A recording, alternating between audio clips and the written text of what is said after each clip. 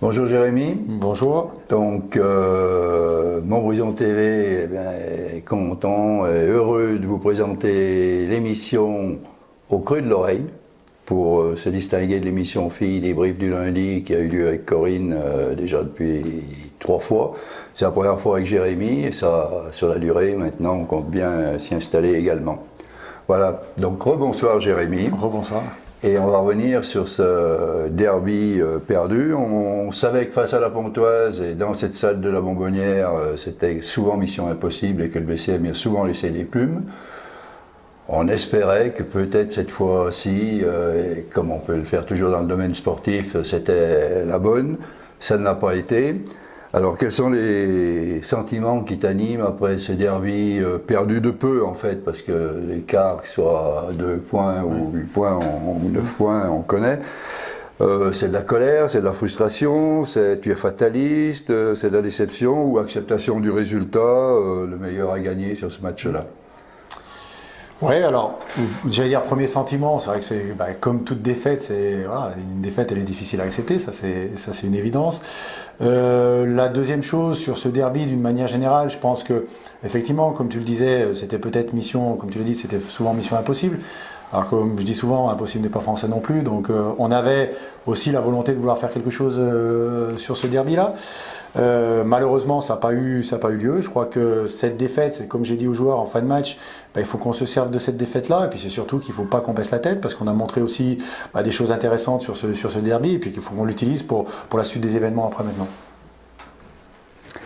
Bon, donc vous avez, si on regarde le déroulé du match, à part un très mauvais départ au début, du 7-0, 12-2, je crois. Oui, tout ça.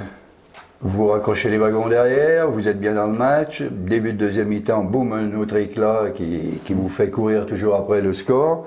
Comment expliques-tu ça ? J'avais prévenu les joueurs que le début de match allait être un petit peu compliqué, où on a été très impacté sur tous les postes de jeu. Malheureusement, c'est vrai que c'est difficile de démarrer avec un 7-0 et un 12-2 derrière, puisque mentalement, je pense qu'on les a mis dans une situation hyper positive, et nous, on a commencé un petit peu à douter. Même si on a eu de la ressource, puisque derrière, sur la fin de la mi-temps, on revient au score petit à petit, on recolle avec de l'énergie, avec l'idée d'installer un petit peu plus d'agressivité, non pas subir, mais être plutôt dans l'idée d'aller vers l'avant. Je crois que les joueurs, ils ont donné et utilisé beaucoup d'énergie par rapport à ça. La mi-temps, j'osais espérer que, on avait des leçons à tirer de ce début de match. Malheureusement, ça a été le même cas de figure sur le début de deuxième mi-temps, puisque on perd pas mal de ballons sur l'intensité.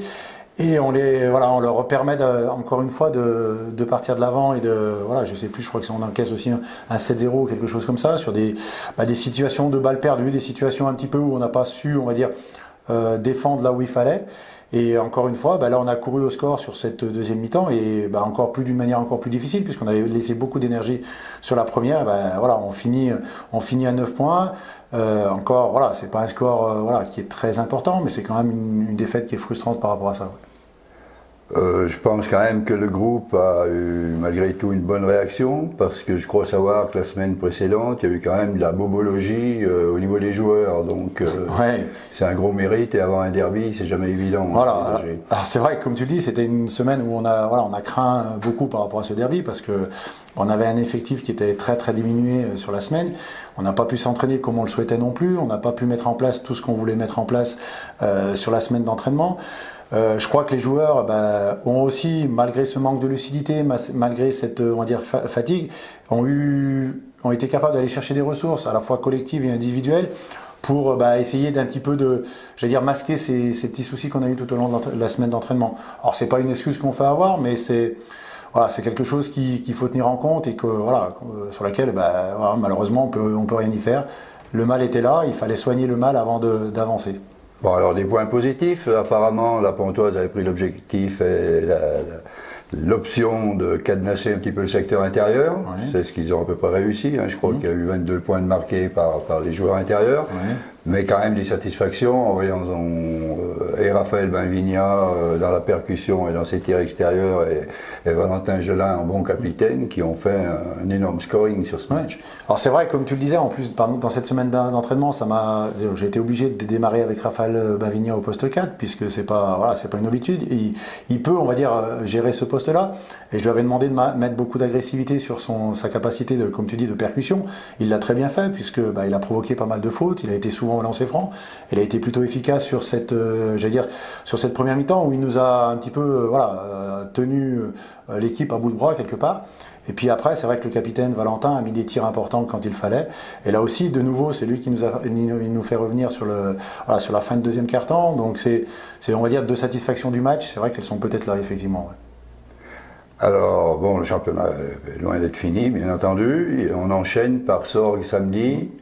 Comment tu envisages ce match? Quel est le contexte? Ouais, le contexte, il est que ils sont au même nombre de victoires et de défaites que nous, donc ce match-là, il est hyper important. Il est hyper important pour le classement. Il est hyper important aussi, comme je dis souvent, la meilleure manière de se remettre d'une défaite, c'est une victoire derrière. Donc, la seule chose qu'on va essayer de faire, c'est gagner de nouveau samedi.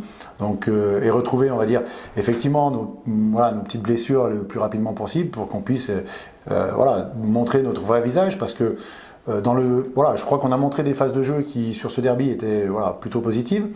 On a monté un état d'esprit qui, on n'a rien lâché tout au long du match malgré ces difficultés-là, puisqu'on était dans un contexte un petit peu, différent de ce qu'on a l'habitude de faire. Donc il faut, je pense, qu'on garde ces deux points forts là sur les matchs à venir. Et comme tu l'as très bien dit, il nous reste encore 19 matchs de championnat. La saison va être longue et il faut qu'on avance et qu'on va tout faire pour avancer, c'est clair. Écoute. Bonne chance pour samedi. Merci. Bravo à la Pontoise en attendant le match retour. Ouais. On va les attendre aussi. Oui, tout à fait. Oui, non, mais ça, c'est évident. L'eau comme toutes les autres équipes, de toute manière. Bien sûr. Et merci Jérémy, et puis bonne semaine. Merci à vous en tout cas.